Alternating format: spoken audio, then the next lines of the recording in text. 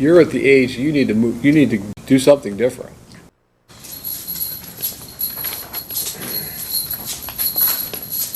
Case number 23CR40952, the State of Ohio versus Ms. Lawson. The court has received a report that alleges that you have violated the terms of your community control. Officer, could you read that allegation, please?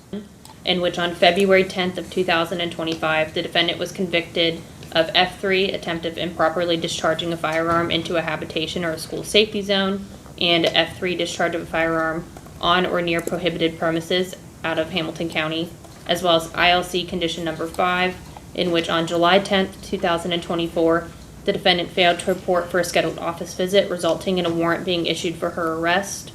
Special condition number 15B, the defendant did not successfully complete treatment as ordered at her ILC hearing, and special condition number 15D, to date, the defendant has not made any payments towards her court-ordered restitution. The defendant did violate general condition number 1, in which on May 4th of 2026, the defendant was convicted of possession of drug abuse instruments, a misdemeanor in the 4th degree, through Miamisburg Municipal Court, as well as general condition number 2, the defendant failed to provide an updated address to her probation officer. General condition number 5, in which on May 30th, 2020, on March 30th of 2026, the defendant failed to show for a scheduled office visit. The defendant has failed to complete the online life skills class as ordered, as well as general condition number 7. On April 2nd of 2026, the defendant was found to be in possession of a white powdery substance during a random home visit.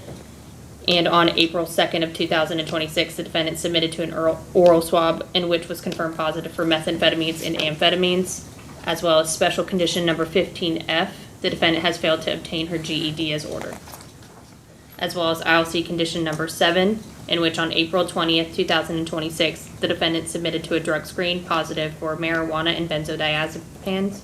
The defendant admitted to using marijuana and denied the benzodiazepines. The sample was confirmed positive for both substances and was diluted. On April 30th of 2026, during a search of the defendant's vehicle, an unknown white powdery substance and 3 unidentified loose pills were located. 2 of the pills appeared to be pressed pills with no identifiable markings. And on May 1st of 2026, the defendant submitted to a drug screen in the Warren County Jail positive for marijuana and admitted to use of the substance, as well as special condition number 15D. As of April 30th, 2026, the defendant has failed to successfully complete treatment as ordered. All right, Ms. Lawson, do you understand those allegations? Yes, Your Honor.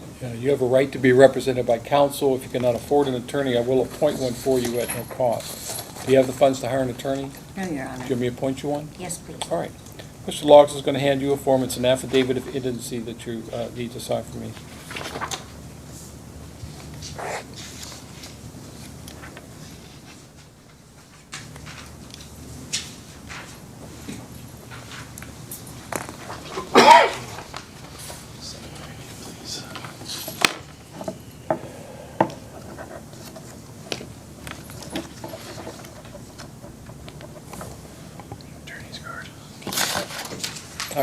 Court will find that you are indigent for the purposes of retaining counsel. Court will appoint Josh Engel to represent you in this matter. Court does find that there is probable cause you have violated the terms of your community control, and I'm going to set this for final hearing. You will be held in the Warren County Jail pending that final hearing. You think Miss Lawson cares a little bit about violating community control and shooting a gun in public? She is no stranger to the law. She was just early released in Michigan for crimes so heinous.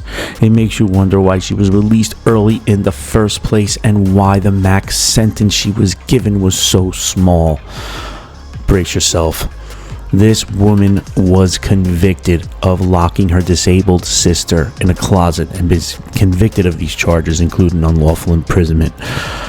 And a Michigan jury found her guilty of vulnerable adult abuse and embezzlement. Prosecutors say she stole disability benefits that were intended for her sister. And when that construction worker found her back in 2015, she was a skin and bones.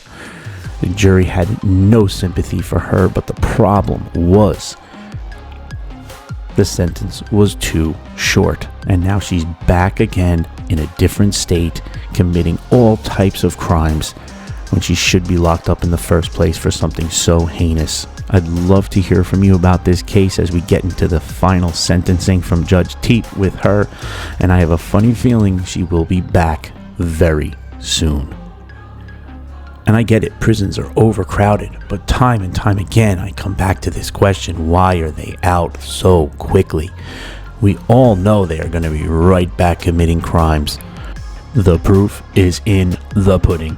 Let's roll. Before I sanction you, I wrote a little something because I get nervous, but I just want to say, Your Honor, let me start off by saying I know I haven't made the best choices throughout this journey, but the disease of addiction sucks and it's a struggle every day. But thank you for giving me the chance and treatment full circle to better myself. I stayed sober 17 months continuously and did things I haven't done in years or thought I was capable of doing. No shit. Sorry. it's okay. I'm nervous. You're right.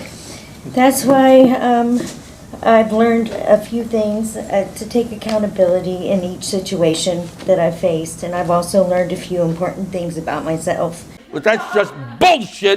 I'm stronger than I've ever given myself credit for, and to be grateful for every little thing, because everything God gives you, we can take right back. Thank you for your time.